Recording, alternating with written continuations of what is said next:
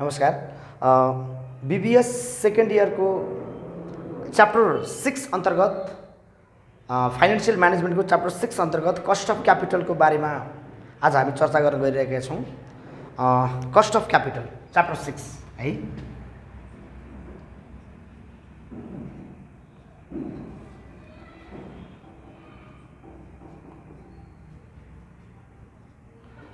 यो cost of क्यापिटलबाट हामीलाई final एक्जाममा 10 मार्क्सको एउटा क्वेसन सोध्नेछ र यो 10 मार्क्सको लागि हामीलाई यो च्याप्टर चाहिँ योभन्दा पहिलाको प्रिभियस च्याप्टर 5 को फाइनेन्शियल एसेट्स भ्यालुएसनसँग मिल्ने टाइपको च्याप्टर छ यो।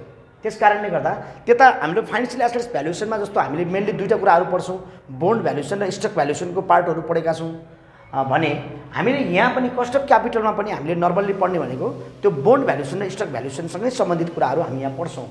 पहिला हामीले बुझ्नु पऱ्यो कस्ट अफ क्यापिटल भनेको के हो। कस्ट अफ क्यापिटल भनेको weighted average cost of capital हो। जस्तो मानौँ कि क्यापिटलको कम्पोनेन्ट्सभित्र जम्मा 3वटा कम्पोनेन्ट्सहरू हुन्छ है, 3वटा कम्पोनेन्ट्सहरू। त्यो 3वटा कम्पोनेन्ट्सहरूमा के हुन्छ भन्दाखेरि फर्स्टमा हुन्छ डेप्ट हुन्छ, यता हामीले यहाँ हेर्न सक्छौँ, यतापट्टि डेप्ट भयो अनि यतापट्टि हुन्छ प्रिफर्ड स्टक अनि हामीसँग अर्को के हुन्छ भन्दाखेरि यहाँ हुन्छ इक्विटी हुन्छ। यो 3वटा कम्पोनेन्टहरू मिलेर चाहिँ हाम्रो कस्ट अफ क्यापिटल बनेको हुन्छ, जसलाई हामी कम्पोनेन्ट कस्ट अफ क्यापिटल भन्छौँ। भनेपछि जस्तो हाम्रो शरीर विभिन्न किसिमका अङ्गहरू मिली बनेको जस्तै एउटा सङ्गठनको क्यापिटलको 3वटा कम्पोनेन्ट्सहरू जस्तै के त एउटा डेप्ट फाइनेन्सिङ, एउटा प्रिफर्ड स्टक फाइनेन्सिङ र एउटा कमन स्टक फाइनेन्सिङ अथवा इक्विटी फाइनेन्सिङ गरेर चाहिँ 3वटा कम्पोनेन्ट्सहरूले चाहिँ कस्ट अफ क्यापिटल निर्माण भएको हुन्छ। र हामीले कस्ट अफ क्यापिटल क्यालकुलेसन गर्दाखेरि यो 3वटैको कस्ट निकाल्नुपर्ने हुन्छ। पहिला यो 3वटैको कस्ट निकाल्दाखेरि अनि जस्तो डेप्टको कस्ट मानौँ डेप्टको कस्ट 10% छ, अनि प्रिफर्ड स्टकको कस्ट मानौँ 12% छ, इक्विटीको कस्ट मानौँ 13% छ भनेदेखि हामीले के बुझ्नु पऱ्यो त भन्दाखेरि यो 3वटैको हामी एभरेज कस्ट निकाल्छौँ। त्यो एभरेज कस्ट भन्नुको अर्थ के त भन्दाखेरि हामीले 3टैलाई जोडेर डिभाइड बाई 3 गर्ने चाहिँ होइन, किनकि त्यो वेटको कारणले जस्तो डेप्टमा चाहिँ कति भन्दाखेरि मानौँ हामीले 10 लाख चाहिँ रेज गरेका छौँ भने डेप्टबाट चाहिँ 40% रेज गरे हुनसक्छ, प्रिफर्ड स्टकबाट 10% रेज गरे हुनसक्छ, अनि कमन स्टकबाट चाहिँ कति भन्दाखेरि बाँकीको 50% रेज गरे हुनसक्छ हो। त्यस कारणले गर्दाखेरि हामीले यो 3वटैलाई जोडेर डिभाइड बाई 3 गर्न चाहिँ पाइँदैन है। कतिपय विद्यार्थीको मनमा के रहन्छ भन्दा 3टालाई जोडेर डिभाइड बाई 3 गर्दा के हुन्छ सर, हुँदैन त्यसरी गर्न, किनकि 3वटैको वेट चाहिँ बराबर भयो भने मात्रै त्यस्तो गर्न पाइ, वेट चाहिँ 3वटैको बराबर हुन्छ भन्ने कुरा चाहिँ व्यावहारिक कुरा भएन। त्यस कारणले गर्दाखेरि हामीले के बुझ्नु पर्यो त भन्दाखेरि कस्ट अफ क्यापिटल भनेको के, cost of capital can be defined as the weighted average cost of डेप्ट, preferred stock and equity. So it is also called WACC, weighted average. यसलाई हामी weighted average cost of capital पनि भन्छौँ है। के बुझ्नु पर्यो त भन्दाखेरि weighted average cost of capital, यसलाई हामीले बुझ्दाखेरि के भन्नु पर्यो, weighted average cost of capital, weighted average के भन्छौँ cost of capital, weighted average cost of capital, जसलाई हामीले लेख्दाखेरि WACC लेख्छौँ, weighted average cost of capital है। भनेपछि हामीले के बुझ्नु पर्छ भन्दाखेरि यसमा बुझ्नुपर्ने विषय चाहिँ किन एभरेज भने त भन्दाखेरि यहाँ 3वटा कम्पोनेन्ट्स हुन्छ, मैले पनि सिकाएको छु, एउटा डेप्ट हुन्छ, एउटा प्रिफर्ड स्टक हुन्छ र एउटा इक्विटी हुन्छ। र यसमध्ये सबभन्दा फर्स्टमा मैले यहाँ स्टार्टिङ गर्दैछु कस्ट अफ डेप्ट है। कस्ट अफ डेप्ट पहिला म भन्छु, यहाँ माथि लेख्छु कम्पोनेन्ट कस्ट अफ क्यापिटल भनौँ, component cost of capital, component cost of capital, component cost of capital. अब पहिला स्टुडेन्टलाई क्वेसन्समा कसरी सोध्या हुन्छ भने calculate the component cost of capital भन्या हुन्छ। कम्पोनेन्ट कस्ट अफ क्यापिटल भने के पर्छ त भन्दाखेरि तिमीहरूलाई त नर्मली क्वेसन सोद्धाखेरि ए र बीमा, जस्तो एमा चाहिँ component cost of capital calculation गर्नुपर्ने अनि बीमा चाहिँ WACC क्यालकुलेसन गर्नुपर्ने भन्ने हुन्छ। त्यस कारणले गर्दाखेरि हामीले कम्पोनेन्ट कस्ट अफ क्यापिटलभित्र के कुराहरू क्यालकुलेसन गर्छौँ भन्दाखेरि सबभन्दा फर्स्टमा हामी क्यालकुलेसन गर्छौँ के त भन्दाखेरि कस्ट अफ डेप्ट, के भन्छौँ कस्ट अफ डेप्ट, जसलाई हामी केडी भन्छौँ, केडी है।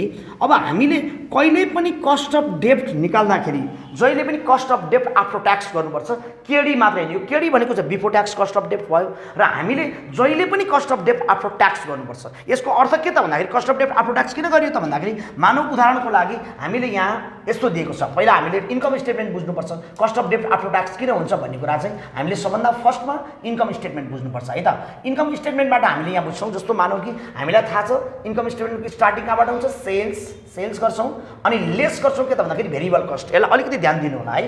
भेरिएबल कस्ट, सेल्सबाट भेरिएबल कस्ट घटाउँदा के आयो, कन्ट्रिब्युसन मार्जिन। यहाँनिर तपाईँहरू हेर्न सक्नुहुन्छ कन्ट्रिब्युसन मार्जिन, कन्ट्रिब्युसन मार्जिनबाट हामी लेस गर्छौँ फिक्स कस्ट गर्छौँ, फिक्स कस्ट घटाएपछि के आउँछ यहाँ EBIT यानी यसलाई हामी भन्छौँ operating profit EBIT earning before interest and tax जसलाई हामी अपरेटिङ प्रफिट भन्छौँ अपरेटिङ प्रफिटबाट हामीले पहिला के तिर्छौँ भन्दाखेरि इन्ट्रेस्ट बोन्ड होल्डरलाई चाहिँ हामी इन्ट्रेस्ट तिर्छौँ अथवा डिबेन्चर होल्डरलाई हामी इन्ट्रेस्ट तिर्छौँ जसलाई हामी डेप्ट पनि भन्छौँ यहाँ हेर्नु होला त्यसपछि के भयो त भन्दाखेरि यो के भयो त EBT अर्निङ बिफोर ट्याक्स भन्छौँ हैन यसमा चाहिँ हामी लेस गर्छौँ के त भन्दाखेरि ट्याक्स घटाउँछौँ ट्याक्स चाहिँ हामीलाई सर्टेन पर्सेन्ट दिएको हुन्छ त्यो ट्याक्स घटाइसकेपछि अब हामीले के गर्छौँ भन्दाखेरि यहाँ जुन आएको प्रफिट छ त्यो आएको प्रफिटलाई हामी भन्छौँ कि नेट इन्कम भन्छौँ है यो नेट इन्कमबाट हामीले पहिला चाहिँ प्रिफर्ड स्टक होल्डरलाई डिभिडेन्ड बाँड्छौँ जसलाई हामी प्रिफर्ड डिभिडेन्ड भन्छौँ पिडीले डिनोट गर्छौँ भनेपछि हामीले पिडी घटाइसकेपछि जुन आउँछ आएको रकमलाई हामी भन्छौँ अर्निङ अभाइलेबल यसलाई EAC भन्छ EAC earning available to equity share holder भनेको हामी के भन्छौँ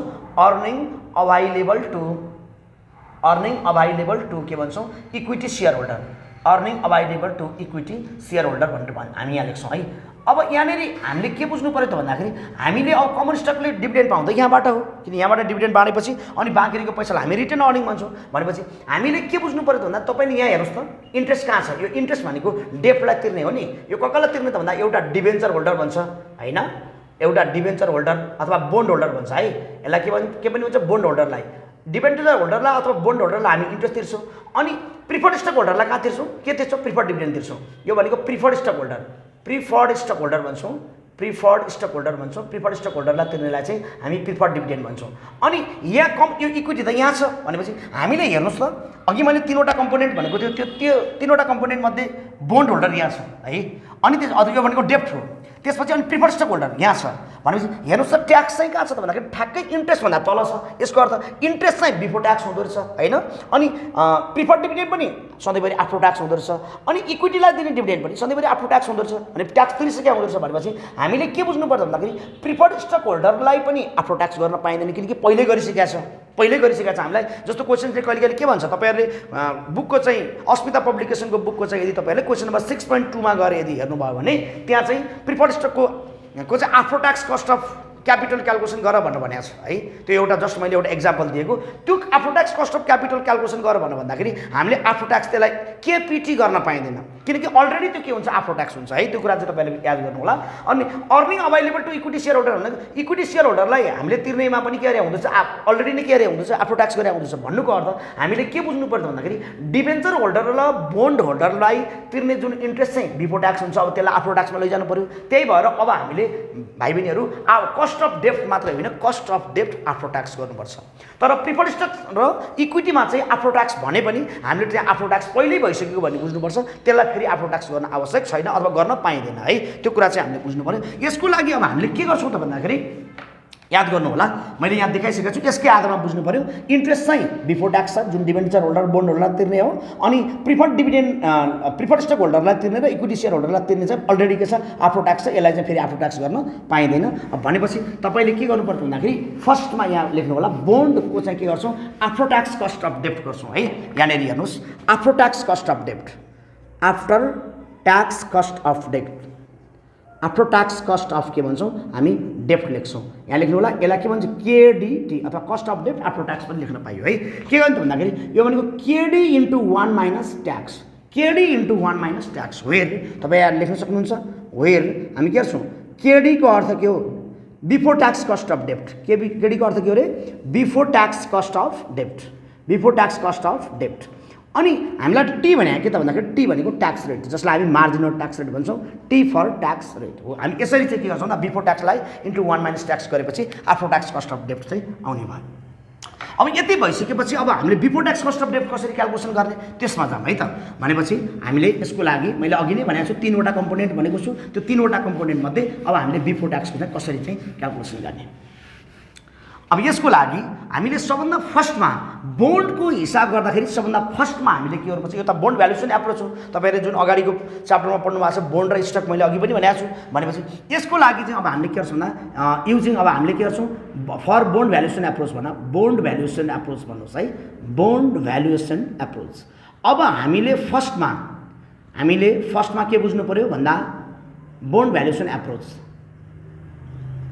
हामीले फर्स्टमा के बुझ्नु पर्छ भन्दा हामीले बोन्ड भ्यालुएसन एप्रोच प्रयोग गर्दाखेरि सबभन्दा पहिला कस्ट अफ क्यापिटल यति सजिलो छ कि तर कस्ट अफ क्यापिटलमा हामीले पहिला बोन्डको टाइप्स नजानिकन हिसाब गऱ्यो भनेदेखि त्यो बेलामा चाहिँ हाम्रो हिसाब बिग्रिन सक्छ, किनकि हामीले एउटा बोन्डमा अर्कोको फर्मुला ल्याएर राखिदिने सम्भावना बढिरहन्छ। त्यो कारणले गर्दाखेरि हामीले सबभन्दा पहिला चाहिँ बोन्डको टाइप्स जान्नुपर्छ। यसको लागि तपाईँले के बुझ्नु पर्छ भन्दाखेरि फर्स्टमा लेख्नुहोस् फर 0 कुपन बोन्ड, फर के भन्नुहोस् 0 coupon bond, for 0 coupon bond है। यहाँनिर बुझ्नु होला 0 कुपन बोन्ड जसलाई हामी प्योर डिस्काउन्ट बोन्ड पनि भन्छौँ, pure discount bond, pure discount bond, pure discount bond है। अनि यो भने कस्तो त भन्दाखेरि यहाँ तपाईँहरूलाई मैले यहाँ छुट्याउने तरिका सिकाउँछु। के भन्नुहोस् भने if the coupon rate is not given, if the coupon rate is not given, is not given, यदि कुपन रेट के गरेको छैन भने दिएको छैन भनेदेखि हामी त्यसलाई 0 कुपन बोन्ड भन्छौँ। अब हामीले के बुझ्नु पर्यो भन्दा 0 कुपन बोन्ड भनेको कुपन रेट नदिएको बोन्ड हामी 0 कुपन बोन्ड भन्छौँ हैन।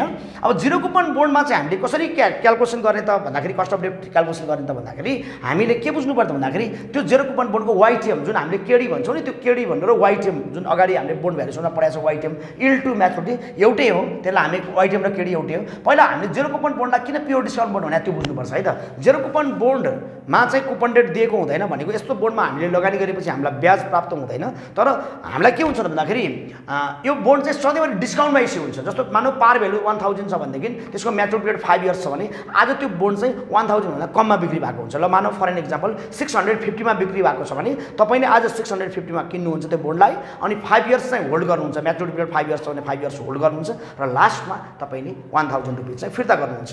यसको अर्थ यसलाई प्योर डिस्काउन्ट बोन्ड भन्नुको कारण के हो त भन्दाखेरि यो बोन्ड सधैँभरि डिस्काउन्टमा इस्यु हुन्छ। डिस्काउन्ट भनेको के हो, लेस देन पार भन्न खोज्या हो। अनि यसलाई 0 कुपन किन भने त भन्दाखेरि यो बोन्ड चाहिँ यो बोन्डमा चाहिँ कुपन रेट दिएको हुँदैन, त्यस कारणले गर्दा 0 कुपन भने कुपन रेट नदिया भएर यहाँ लेखिसकेको छु। प्योर डिस्काउन्ट भनेको त यो बोन्ड सधैँभरि डिस्काउन्टमा इस्यु भएर इस्यु हुने भएर प्योर डिस्काउन्ट भनेको। अब यसको हामीले के निकाल्छौँ भन्दा कस्ट अफ डेप्ट निकाल्छौँ है बाबु नानीहरू। कस्ट अफ डेप्ट, कस्ट अफ डेप्ट मैले डाइरेक्ट यहाँ लेख्दै आफ्टर ट्याक्स भनेर तपाईँहरूलाई बताएँ, आफ्टर ट्याक्स नै लेख्दै मैले डाइरेक्ट कस्ट अफ डेप्ट आफ्टर ट्याक्स केडिटी नै लेख्दै। केडी पहिला हामीले केडीको जान्नुपर्छ।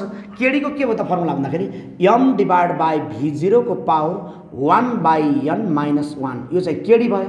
0 कुपन बोन्डको वाइटिएम निकाल्ने फर्मुला भयो। यसलाई यदि तपाईँले 1 माइनस, मैले अघि पनि भनेको छु 1 माइनस ट्याक्स गरिदिनु भयो भने चाहिँ त्यो के आउँछ, कस्ट अफ डेप्ट आफ्टर ट्याक्स आउँछ। यसको अर्थ तपाईँले पहिला बिफोर ट्याक्स निकालेर त्यसलाई इन्टु 1 माइनस ट्याक्स गरे पनि भयो। बिफोर ट्याक्स भनेको चाहिँ यति मात्रै नै हुन्छ, पछाडिको भाग चाहिँ बिफोर ट्याक्समा हुँदैन। अब तपाईँले के बुझ्नु पऱ्यो त भन्दाखेरि यो चाहिँ अब हामीलाई यहाँ चाहिँ के हुन्छ भन्दा कस्ट अफ क्यापिटल क्याल्कुलेसन गर्दाखेरि विशेष गरी हामीलाई बोन्डहरू जारी गर्दाखेरि चाहिँ के हुन्छ भन्दाखेरि फ्लोटेसन कस्ट लाग्ने हुन्छ है।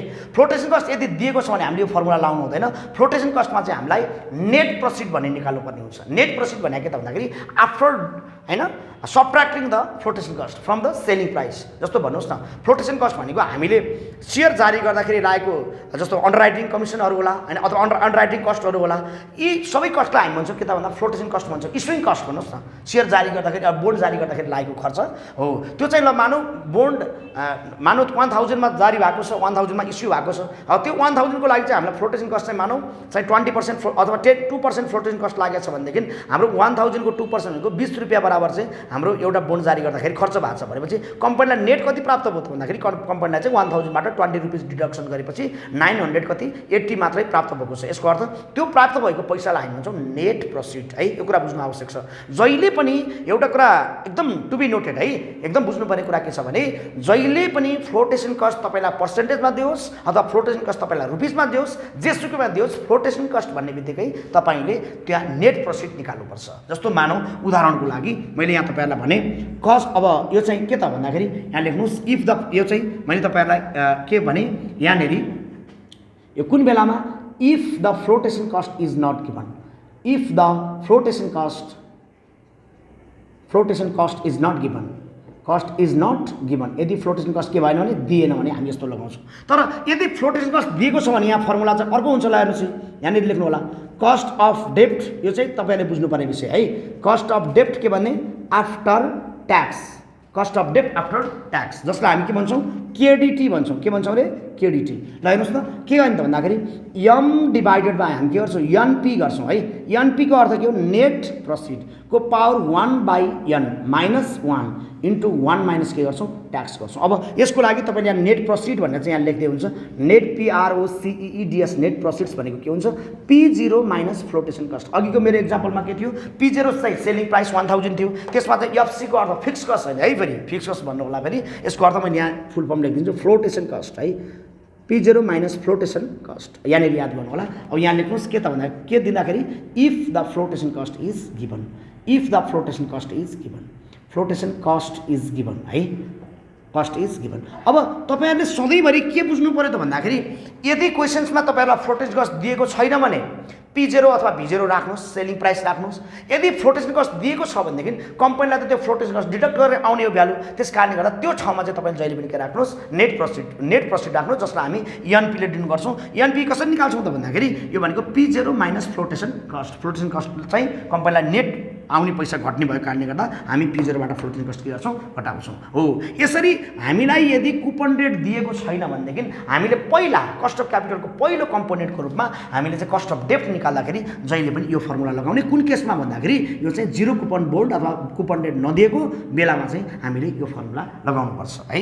त्यसपछि फेरि हामी 0 कुपन बोन्ड भन्दा पछाडि यसलाई मैले इरेज गरेँ, 0 कुपन बोन्ड भन्दा पछाडि चाहिँ हामी के गर्छौँ भन्दाखेरि पर्पेचुअल बोन्डको बारेमा हामीले बुझ्नुपर्छ।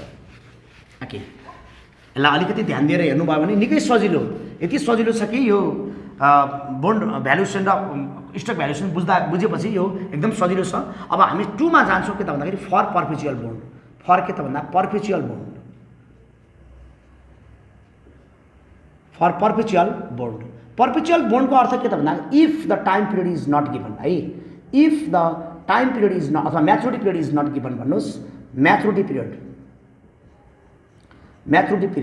पर्पेचुअल बोन्डलाई हामी maturity period is not given भन्नुहोस्, is not given.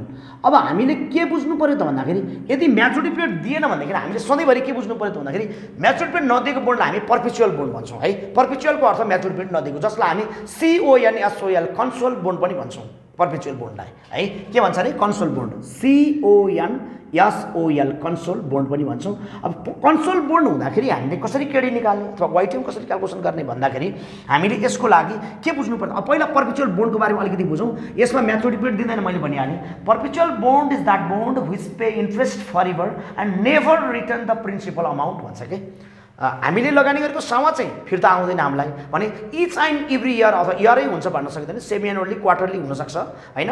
Each and every time period चाहिँ हामीलाई के त भन्दाखेरि इन्ट्रेस्ट चाहिँ आइरहने तर सामा चाहिँ हामीले लगानी गरेको सामा चाहिँ फिर्ता नहुने त्यस्तो टाइपको बोन्ड हामी भन्छौँ पर्पेचुअल बोन्ड। त्यही भएर यो बोन्डमा चाहिँ म्याचुरिटी पिरियड चाहिँ के गरे हुँदैन, दिएको चाहिँ हुँदैन है। यस्तो बोन्डलाई चाहिँ हामी कन्सोल बोन्ड पनि भन्छौँ। यो तपाईँहरूले बुझ्न आवश्यक भयो। अब यसलाई हामी के गर्छौँ कस्ट अफ डेप्ट। अब यहाँ हेर्नुहोस् है, मैले अघि गरे जस्तै के गर्छु if the flotation cost is not given. वास्तवमा यति धेरै लेख्नु पर्दैन किनकि इज नट गिभन, किनकि तपाईँले के बुझ्दा भयो फ्लोटेसन कस्ट दिएन भने P0 अथवा V0 राख्ने, दियो भनेदेखि हामीले ENP राख्ने, त्यो जान्दाखेरि हुन्छ। तैपनि मैले रिपिट गराइरहेको छु। अब के गर्नुहोस् भन्दा कस्ट अफ डेप्ट आफ्टर ट्याक्स, कस्ट अफ के भन्नुहोस् डेप्ट के भन्नुहोस् आफ्टर ट्याक्स भन्नुहोस् है।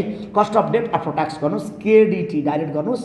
KDT भने के त भन्दा I डिभाइडेड बाई V0 है, र P0 जे राखे पनि हो। अब के हो नि त भन्दाखेरि यो भनेको केडी भयो, अनि के हो नि त 1 माइनस ट्याक्स, 1 माइनस के गर्नुहोस् ट्याक्स गर्नुहोस् है। यो चाहिँ बिचमा चाहिँ इन्टु रहन्छ, 1 माइनस के गर्नुहोस् ट्याक्स गर्नुहोस् भने। अब यदि तपाईँलाई फ्लोटेसन कस्ट दियो भने के हुन्छ त फर्मुला हेर्नु होला। If the flotation cost is given, if the flotation cost is given है, फ्लोटेसन कस्ट इज गिभन। यदि फ्लोटेसन कस्ट तपाईँलाई दिएको छ भने तपाईँहरू के हुन्छ कस्ट अफ डेप्ट हेर्नु होला, कस्ट अफ डेप्ट आफ्टर ट्याक्स, कस्ट अफ डेप्ट आफ्टर ट्याक्स जसलाई हामी लेख्छौँ के लेख्छौँ KDT लेख्छौँ भनेको I डिभाइडेड बाई के भन्छौँ ENP है। ENP 1 माइनस के गर्छौँ ट्याक्स। मैले अघि पनि भनेको छु तपाईँहरूलाई ENP भनेको तपाईँहरूले के बुझ्नु पऱ्यो नेट प्रसिड। मैले यो यसलाई अलिकति दोहोऱ्याएँ तपाईँहरूलाई बुझ्न सजिलो होस् भनेर। ENP भनेको P0 माइनस के गर्छौँ flotation cost, P0 minus flotation cost. अब कहिले हामीलाई फ्लोटेसन कस्टले पर्सेन्टेजमा निकाल पनि भन्न सक्छ है, त्यो कुरा पनि मैले यही जोड्दै। पर्सेन्टेज अफ हामीलाई फ्लोटेसन कस्ट निकाल भन्यो भने पर्सेन्टेज अफ के भन्छौँ flotation cost, percentage of flotation cost तिमीले निकाल्नु पऱ्यो भने के गर्छौ भन्दाखेरि P0 minus ENP P0 minus NP divided by के गर्छौ P0 हो। यो चाहिँ पर्सेन्टेज अफ फ्लोटेसन कस्ट। अब तिमीले पर्सेन्टेज आयो भने कहिले कहिले सेलिङ प्राइसबाट चाहिँ यदि फ्लोटेसन कस्ट घटाएको छ भने सेलिङ प्राइस मात्रै भन्दैन, कहिले कहिले फेस भ्यालुबाट फ्लोटेसन कस्ट घटाउने भन्ने कुरा पनि हुन्छ हो। त्यस्ता कुराहरू तपाईँहरूले याद गर्नुपर्छ। के को छ फ्लोटिङ कस्ट? नर्मल्ली फ्लोटिङ कस्टलाई सेलिङ प्राइसबाट घटाउने कुरा हुन्छ, तर कहिले कहिले चाहिँ क्वेसनले चाहिँ फेस भ्यालुको फ्लोटिङ कस्ट 2% भनिदिन सक्छ, 3% भनिदिन सक्छ। त्यस्तो भयो भने घटाउनु चाहिँ सेलिङ प्राइसबाट नै हो, तर फ्लोटिङ कस्ट निकाल्ने चाहिँ फेस भ्यालुबाट पनि हुनसक्छ। त्यो कुरा चाहिँ क्वेसनमा भर पर्ने कुरा हो है, क्वेसनले दिएको भनेको हुन्छ। यदि भनेन भने P0बाटै हामी चाहिँ घटाउँछौँ, P0बाटै चाहिँ फ्लोटिङ कस्ट हिसाब गर्छौँ, त्यही अनुसार चाहिँ हामी घटाउँछौँ हो।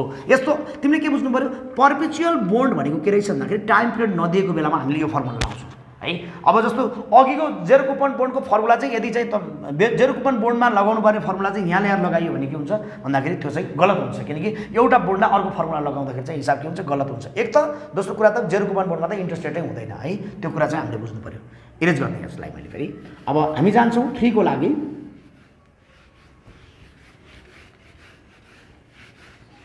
3 मा हामीसँग छ कुन बोन्ड भन्दाखेरि 3 मा छ रिडिमेबल बोन्ड है। नर्मली यो रिडिमेबल बोन्ड चाहिँ एकदम धेरै चाहिँ सोध्नेको हो।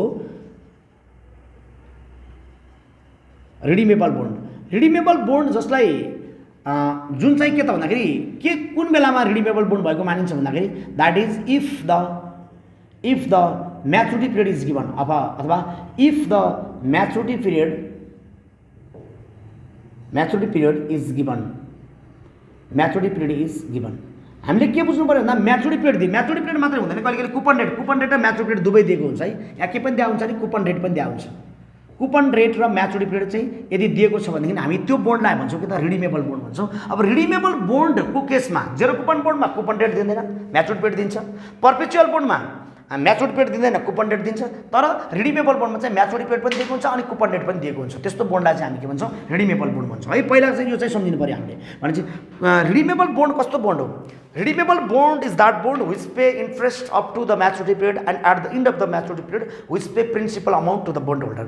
जो रिडिमेबल बोन्ड भनेको त्यस्तो बोन्ड हो जसले बोन्ड होल्डरलाई म्याचुरिटी पिरियडको अन्तिमसम्म इन्ट्रेस्ट तिर्छ अनि म्याचुरिटी पिरियडको अन्तिममा प्रिन्सिपल समेत एकमुष्ट रूपमा भुक्तानी गर्ने जुन बोन्ड छ त्यो बोन्डलाई चाहिँ हामी भन्छौँ रिडिमेबल बोन्ड भन्छौँ। अब रिडिमेबल बोन्डको चाहिँ हामीले वाइटिएम अथवा कस्ट अफ डेप्ट कसरी क्यालकुलेसन गर्छौँ, यहाँनिर हेर्नु होला।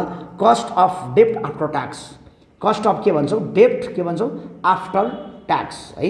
यसलाई चाहिँ के बुझ्नु पर्छ भन्दाखेरि यसलाई लेखौँ केडिटी। अघि जस्तै मैले अलिकति बढाउँदै गएको छु। If the flotation cost is not given, यहाँ लेख्नु होला if the flotation cost is not given.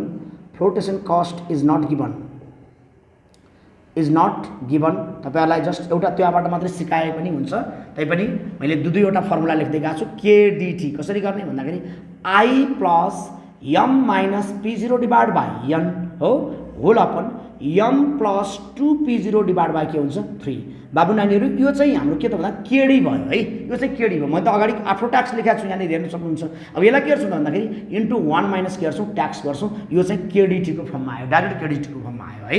अब फ्लोटिङ कस्ट दिएन भने यस्तो भनियो। अब दियो भनेदेखि मैले धेरैचोटि तपाईँहरूलाई यो लेखाइ पनि सकेँ। If the flotation cost is given भनेर तिमीले भन्यो भने तिमी के गर्छौ भन्दा फ्लोटेसन कस्ट इज गिभन भनेर तिमीले लेख्यौ भने अब तिमी के गर्नु पर्छ भन्दाखेरि आफ्टर ट्याक्स कस्ट अफ डेप्ट, कस्ट अफ डेप्ट after tax is equal to cost of डेप्ट के भन्छौँ आफ्टर ट्याक्स, कस्ट अफ डेप्ट आफ्टर ट्याक्स जसलाई हामी भन्छौँ केडिटी is equal to what to right I plus M minus P0 divide by के गर्ने an whole upon M plus 2P0 divided by हामी के गर्छौँ 3 गर्छौँ। अब यसलाई के गर्छौँ भन्दाखेरि ल हेर्नुहोस् है त, यहाँ P0 थियो, यहाँ P0, अब यहाँ के गर्नु पऱ्यो P0 को ठाउँमा ठ्याक्कै तपाईँले के गर्नु पऱ्यो फ्लोटिङ गर्दा दिएको छ हामीलाई एनपी। ल हेर्नुहोस् ठ्याक्कै मैले बुझाउनुको लागि भनेको P0 को ठाउँमा के गर्नु एनपी, फेरि यहाँ पनि P0 छ, P0 ठाउँमा के गर्नु पऱ्यो यहाँ एनपी। जस्ट यो दुईवटा फर्मुला लेख्नु आवश्यक छैन है, यो कुरा चाहिँ तपाईँले बुझ्न आवश्यक छ। मैले त्यही भएर P0 लेखेर देखाएँ। अब यहाँ P0 को ठाउँमा यहाँ पनि P0 लेखेँ। P0 को यदि के फ्लोटिङ कस्ट दिएन भने हामीले P0 राख्छौँ होइन, अथवा V0 राख्छौँ। यदि दियो भने हामी के राख्छौँ एनपी राख्छौँ। अनि के गर्छौँ त इन्टु 1 माइनस के गर्छौँ त भन्दाखेरि ट्याक्स गर्छौँ है। यस्तो अवस्थामा अब हामीले यो भ्यालुलाई चाहिँ इन्टरपोलेसन गरेर राख्नु आवश्यक भएन। कुन बेलामा इन्टरपोलेसन गर्ने त सर भनेर भन्नु होला। हामीलाई नर्मली बोन्ड भ्यालुएसनमा यो दिएको वाइटिएमलाई इन्टरपोलेसन गर्नुपर्ने हुन्छ, तर हामीलाई यदि क्वेसन्सले bond valuation approach use the bond valuation approach भनेर भन्यो भने यो आएको भ्यालुलाई इन्टरप्रिटेसन गर्नुपर्छ। यदि क्वेसनले केही पनि भन्नु भने आएको भ्यालुलाई इन्टरप्रिटेसन गर्नु पर्दैन, किनकि हामीले weighted average cost of capital निकाल्न लाग्यो, एक्चुअल पर्दैन त्यसको लागि। धेरै विद्यार्थीको यहाँनिर पोइन्ट टु बी नोटेड है, यहाँ तपाईँले बुझ्नुपर्ने कुरा के छ भने धेरै विद्यार्थीहरूले के प्रश्न गर्ने गर्छन् भने सर यो भ्यालुलाई चाहिँ किन इन्टरप्रिटेसन नगरे, तपाईँले बोन्ड भ्यालुएसनमा त इन्टरप्रिटेसन गर्नुपर्छ भनेर सिकाउनु भएको थियो, यो चाहिँ किन गर्नु भएन भनेर विद्यार्थीहरूले भन्ने गर्छन्। यो भ्यालुलाई इन्टरप्रिटेसन गर्नुपर्छ नगर्ने होइन, तर बोन्ड भ्यालुएसन एप्रोच भनेर क्वेसनले भनेको छ भने इन्टरप्रिटेसन गर्नु पर्यो, क्वेसनले भनेको छैन भने इन्टरप्रिटेसन गर्नु परेन। नर्मल्ली हामीसँग इन्टरप्रिटेसन गर्नुपर्ने टाइपको बोन्ड भ्यालुएसन एप्रोच युज गर्नुपर्ने टाइपको क्वेसन चाहिँ हाम्रो प्राय गरी विशेष गरी बीबीएसको यो सेकेन्ड इयरको उसमा चाहिँ बोन्ड भ्यालुएसन एप्रोच युज गर्ने टाइपको क्वेसन चाहिँ हामीलाई छैन है, त्यो कुरा चाहिँ हामीले बुझ्नुपर्छ। फेरि पनि बुझ्नु होला, बोन्ड भ्यालुएसन एप्रोच युज गर भन्यो भने इन्टरप्रिटेसन गर्ने, बोन्ड भ्यालुएसन एप्रोच युज गर्नु अथवा केही पनि क्वेसनले भन्यो भने हामीले weighted average cost of capital निकाल्नु पर्ने भएको कारणले गर्दा त्यसलाई इन्टरप्रिटेसन गर्न आवश्यक छैन है। अब यो पनि हामीले चाहिँ के त भन्दा रिडिमेबल बोन्डको बारेमा पनि यही पढ्यौँ। अब फेरि हामी जान्छौँ कहाँ त भन्दाखेरि फर कलेबल बोन्ड। फर कुन बोन्ड? Callable bond. यसको लागि यहाँ हेर्नु होला, फर कलेबल बोन्ड, फोमा जानुहोस्, for callable bond, for callable bond. Callable bond भने कस्तो रहेछ भन्दाखेरि, कलेबल बोन्ड भने कस्तो रहेछ भन्दाखेरि हामीले बुझ्नु पर्यो if the call period and call prices are given, both दियो, कल पिरियड पनि दियो हैन, कल प्राइस पनि दियो भने यस्तो बोन्डलाई चाहिँ हामी के भन्छौँ? कलेबल बोन्ड भन्छौँ। अब हेर्नुहोस् न, हामीलाई यो कलेबल बोन्डको लागि फर्स्टमा हामीले के बुझ्नु पर्दैन, कल पिरियड दिएको छ, कल प्राइस दिएको छ भने बिचमा नै म्याच्युरिटी पिरियड भन्दा पहिला नै कल हुने बोन्डलाई हामी चाहिँ कलेबल बोन्ड भन्छौँ हैन, त्यो बुझ्नु आवश्यक भयो। भनेदेखि अब यस्तो केसमा चाहिँ हामी के गर्छौँ त भन्दाखेरि cost of debt after tax calculation गर्दाखेरि मैले फेरि यही कुरा अहिलेको कुरालाई फेरि दोहोऱ्याएँ किनकि धेरै बुझाउनुको लागि। यहाँ के भन्दा if the flotation cost is not given, मैले यहाँबाट लगेँ फेरि, if the flotation cost is not given, यहाँ हेर्नु होला, फ्लोटेसन कस्ट दिएन भने हामी के गर्छौँ भन्दाखेरि कस्ट अफ डेप्ट, कस्ट अफ के भन्ने डेप्ट, what to write after tax, जसलाई हामी के लेख्छौँ? केडिटी लेख्छौँ, याद गर्नु होला। अब कल पिरियड र कल प्राइस दिएको छ भने हामी के गर्छौँ? I plus C P, C P means call price minus P0 divided by T, T भनेको कल पिरियड है, टी भनेको कल पिरियड, कतिपय बुकमा कल पिरियडलाई पिसी अथवा होइन कल प्राइसलाई सिपी अनि कल पिरियडलाई पिसी पनि लेखेको देख्न सकिन्छ, तर हामीलाई टी भनेर डिनोट गर्दाखेरि हुन्छ, डिनोट आफ्नो आफ्नो हो। अब सिपी प्लस के हो नि त 2P0 डिभाइड बाई हामी के गर्छौँ? 3 गर्छौँ इन्टु, अब यहाँ यो होल भ्यालुलाई चाहिँ हामी आफ्टर ट्याक्स गरिसकेका छौँ, होल भ्यालुलाई 1 माइनस के गर्छौँ त भन्दा ट्याक्स गर्छौँ है, कस्ट अफ डेप्ट आफ्टर ट्याक्स यो रहनेको। फेरि हामीलाई यदि फ्लोटेसन कस्ट दिएको छ भनेदेखि के गर्छौँ भन्दाखेरि इफ द, लेख्नु होला, if the flotation cost is के भन गिभन, यदि फ्लोटेसन कस्ट दिएको छ भने हामी के गर्छौँ? Cost of what to write डेप्ट, हेर त के भन्ने? आफ्टर ट्याक्स, कस्ट अफ डेप्ट आफ्टर ट्याक्स तिमीले निकाल्यो भने केडिटी के गर्छौ?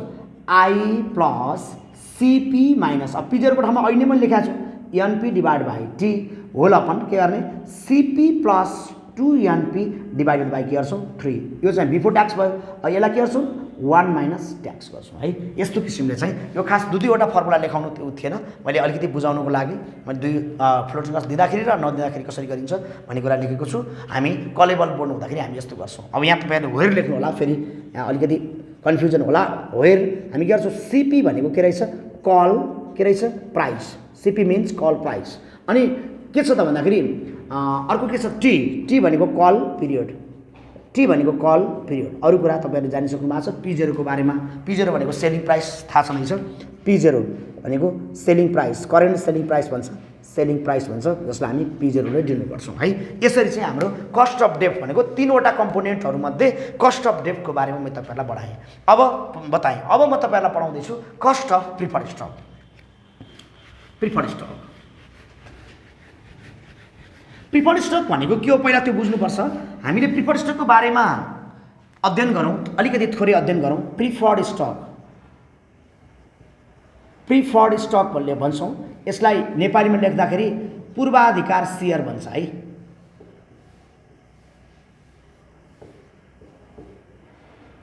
पूर्वाधिकार सेयर, बाबु नानीहरू पूर्वाधिकार सेयर नामै पूर्वाधिकार, पूर्व प्लस अधिकार। पूर्व भने पहिलो अधिकार।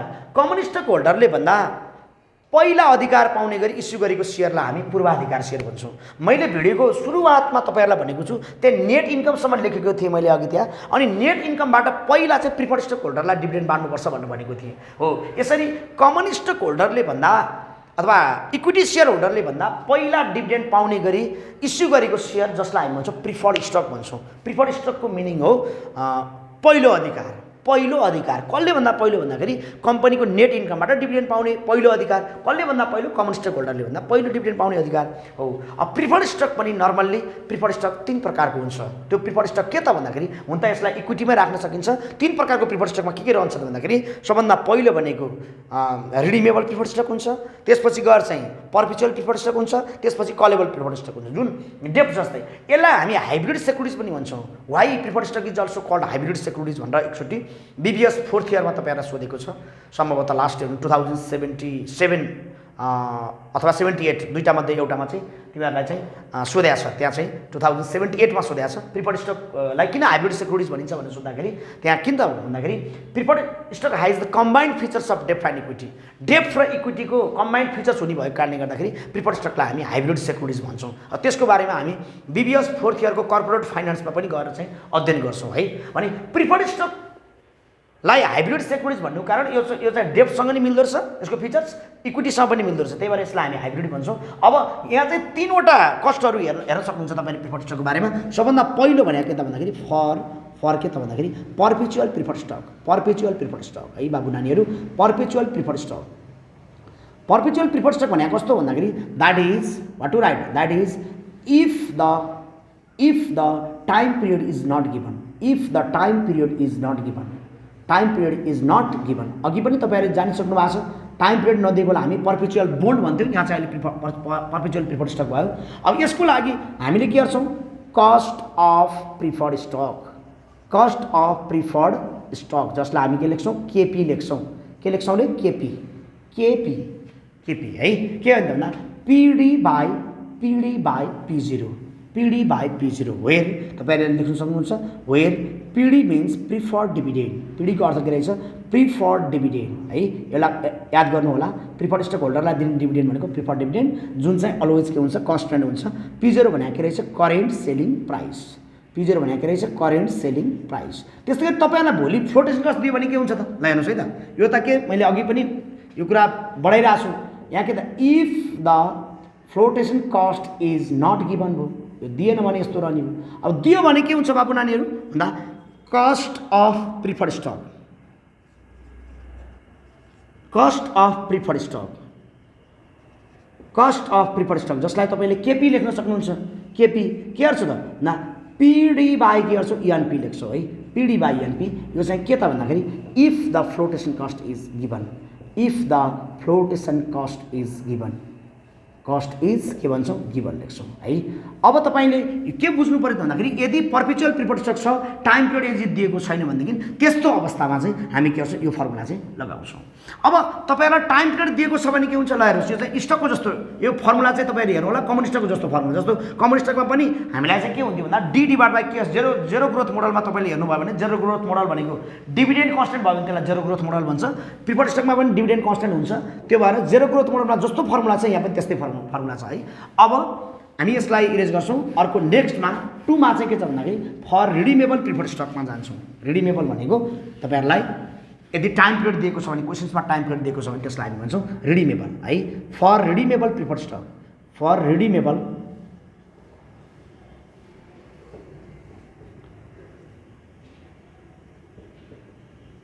रिडिमेबल प्रिफर्ड स्टक भनेको कस्तो रहेछ? मैले फेरि लेख्दैछु, if the time period is given. If the time period is given, time period is के भन्छौँ हामी? गिभन लेख्छौँ। अब हामीले के बुझ्नु पऱ्यो त भन्दाखेरि रिडिमेबल प्रिफर्ड स्टकको लागि हामी कसरी निकाल्छौँ? यहाँ लेख्नुहोस्, if the flotation cost is not given. If the flotation cost is not given, दिएन भने हामी के गर्छौँ? Cost of preferred stock is equal to cost of preferred stock is equal to हामी यसलाई केपी भन्छौँ। के गर्ने त भन्दाखेरि पिडी। ल हेर्नुहोस् है, उतापट्टि आई हुन्थ्यो, पिडी बोन्डमा इन्ट्रेस्ट हुन्थ्यो त्यही भएर आई लेख्थ्यौँ यहाँ PD M minus P0 divided by N whole upon M plus के गर्छौँ 2P0 डिभाइड बाई के गर्छौँ 3 गर्छौँ है 2P0 डिभाइड बाई 3। अब यदि फ्लोटिङ कस्ट दियो भने हामी के गर्छौँ दियो भने अब मैले के लेखिने जस्ट दियो भने चाहिँ तपाईँले यहाँ P0 को ठाउँमा के लेख्नु पऱ्यो एनपी लेख्नु पऱ्यो यो P0 मा पनि यतापट्टि P0 मा पनि के लेख्नु पऱ्यो एनपी लेख्नु पऱ्यो यो कुरा चाहिँ तपाईँले बुझ्नु पऱ्यो है। भनेपछि हामीले के बुझ्नु पर्छ भन्दाखेरि रिडिमेबल प्रिफर्ड स्टक भनेको के रहेछ टाइम पिरियड दियो भने त्यसलाई रिडिमेबल प्रिफर्ड स्टक भन्छौँ। अब हामीलाई यदि फ्लोटिङ कस्ट दिएन भने PD plus M minus P0 divide by N plus whole divide by M plus 2P0 divide by 3 गर्छौँ। यदि त हामीलाई प्रिफर्ड स्टक यदि फ्लोटिङ कस्ट दिएको छ भनेदेखि हामी के गर्छौँ यही P0 को ठाउँमा हामी के गर्छौँ एनपी राख्छौँ है। त्यो कुरा अलरेडी अगाडिबाट मैले दुईवटा चाहिँ फर्मुला लेख्दै गएको थिएँ। अब यो भिडियो एकदम लामो हुने भएको कारणले गर्दा मैले चाहिँ त्यो दुवै फर्मुला चाहिँ लेखिनँ, तपाईँहरूले त्यसलाई याद गर्नु होला रिडिमेबलको लागि। अब हामी फेरि 3 मा जान्छौँ के त भन्दाखेरि फर के त भन्दाखेरि callable preferred stock for callable preferred stock for callable preferred stock तपाईँहरूलाई मैले भनिसकेको छु कलेबल भनेको कस्तो रहेछ यदि कल प्राइस चाहिँ के दिएको छ कल पिरियड दिएको छ if call price and call period if call price and call period is given call price र कल पिरियड यदि हामीलाई दिएको छ भनेदेखि हामीले के गर्नु पर्यो त भन्दाखेरि त्यस्तो प्रिफर्ड स्टकलाई हामी कलेबल प्रिफर्ड स्टक भन्छौँ। भनेपछि हामीले के गर्छौँ कस्ट अफ प्रिफर्ड स्टक है त कस्ट अफ के भन्छौँ preferred stock cost of preferred stock हामी यसलाई केपी लेख्छौँ के गर्नु पर्यो भन्दा पिडी प्लस के गर्ने CP minus P0 divide by T whole upon CP plus के गर्छौँ 2P0 डिभाइड बाई हामी के गर्छौँ 3 गर्छौँ। र यहाँ पनि अघि मैले भनेको जस्तै भाइ बहिनीहरू के बुझ्नु पर्यो भन्दाखेरि यदि हामीलाई अघिले त यहाँ मैले के दिँदाखेरि फ्लोटिङ कस्ट नदिँदाखेरि फर्मुला लेखेको छु अझ म यहाँ अलिकति जोडिदिन्छु इफ द के भनेको छु if the FC is not given भनेको छु इज नट गिभन होइन यदि फ्लोटिङ कस्ट दिएन भने यस्तो हुन्छ भनेको छु। यदि दियो भने हामी के गर्छौँ यही P0 को ठाउँमा है अघि भने जस्तै यही P0 को ठाउँमा हामी के लेख्छौँ यहाँ पनि एनपी लेख्छौँ र यहाँ पनि हामी के लेख्छौँ यहाँ पनि एनपी लेख्छौँ। तपाईँले यो कुरा चाहिँ बुझ्न आवश्यक छ मैले भनेको कुरा एकदम सिरियसली हेर्नु होला। यदि फ्लोटिङ कस्ट दिएन भने त्यहाँ हामी P0 राख्छौँ दियो भने के राख्छौँ एनपी राख्छौँ एनपी भनेको P0 माइनस के छ त भन्दाखेरि एफसी छ। अब यसको साथसाथै अब हामीसँग दुईवटा कम्पोनेन्ट सकिसकेको छ एउटा डेप्ट सक्यो एउटा प्रिफर्ड स्टक सक्यो। अब जस्ट केही समय मात्रै हामी के गर्छौँ भन्दा फर कमन स्टकको बारेमा लेख्छौँ for equity cost of equity भन्छौँ त्यसलाई हामी। भनेपछि तपाईँहरूले यहाँनिर हेर्नुहोस् 3 मा जान्छु मैले कहाँ त भन्दाखेरि कस्ट अफ के इक्विटी कस्ट अफ इक्विटी है। अब कस्ट अफ इक्विटीको पनि आफू ट्याक्स गर्न पाइँदैन। तपाईँहरूले के बुझ्नु पऱ्यो त भन्दाखेरि 3वटा कम्पोनेन्ट्सहरूमध्ये डेप्ट कतिवटा हुँदो रहेछ 4वटा डेप्ट हुँदो रहेछ के हुँदो रहेछ भन्दाखेरि zero coupon bond perpetual bond redeemable bond callable bond है। प्रिफर्ड स्टक कतिवटा हुँदो रहेछ 3टा के त जेरो कुपन हुँदैन पर्पेचुअल रिडिमेबल र कलेबल हुँदो रहेछ है। त्यसको पनि मैले बताइसकेँ भने इक्विटी चाहिँ कतिवटा हुन्छ इक्विटी चाहिँ 2टा हुन्छ एउटा के इन्टरनल इक्विटी अर्को एक्सटर्नल इक्विटी। अब याद गर्नु होला इन्टरनल इक्विटी भनेको संस्थाभित्र भएको इक्विटी जसलाई हामी भन्छौँ रिटेन अर्निङ भन्छौँ इन्टरनल इक्विटीलाई।